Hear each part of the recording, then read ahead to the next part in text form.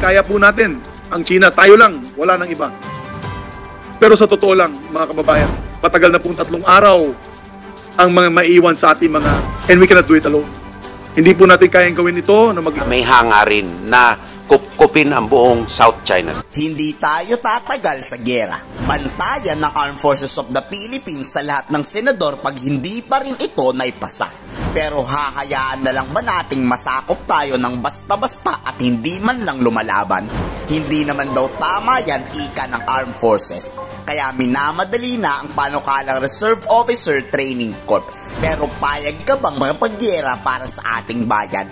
Inaasahan kasing 2 milyong reserve officer ang madadagdag taon-taon sa hanay ng hukbong militar pag napirmahan ito. Sapat na para may pagtanggol ang ating bayan.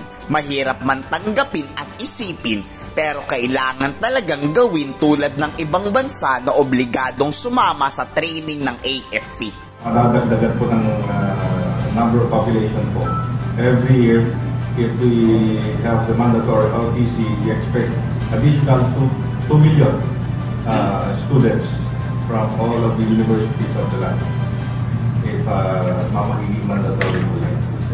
They will just be part of the standby reserve. Itong mga estudyante natin, pag nakagraduate sila ng basic ROTC, ay may lilista sila as part of the standby reserve, which only requires an annual accounting.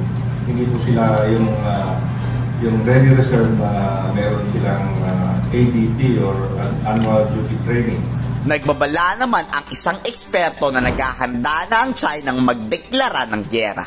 Humihina na ang puwersa ng Estados Unidos dahil sa pagsuporta nito sa Ukraine. At totaling paghumina na daw ang lakas ng Amerika. Doon magdedeklara naman ang China laban sa mga kaalyadong bansa ng Amerika tulad ng Pilipinas at Taiwan. This is not, we're going to attack somebody at a set date in the future. This is much more like what the Soviet Union did. We're going to build a massive offensive capability. We're going to use it to cow and threaten other people. But you know what? There might come a day, if our enemies look weak, when we might actually use that. How?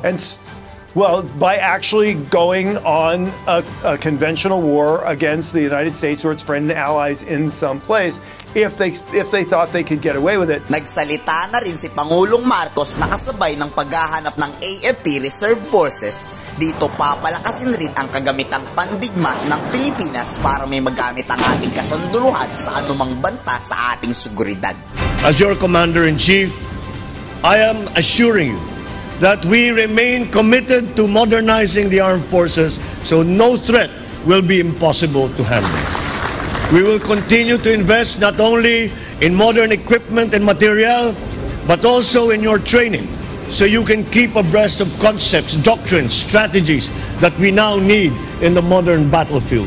Talagang nakakabahala na ang mga nangyayari sa buong mundo. Sobrang nakakaawa lang ang mga iseteng tao na madadamay pa dahil dito. Kayo sa tingin nyo, tama lang ba ang pinaggagawa ng AFP tugon dito?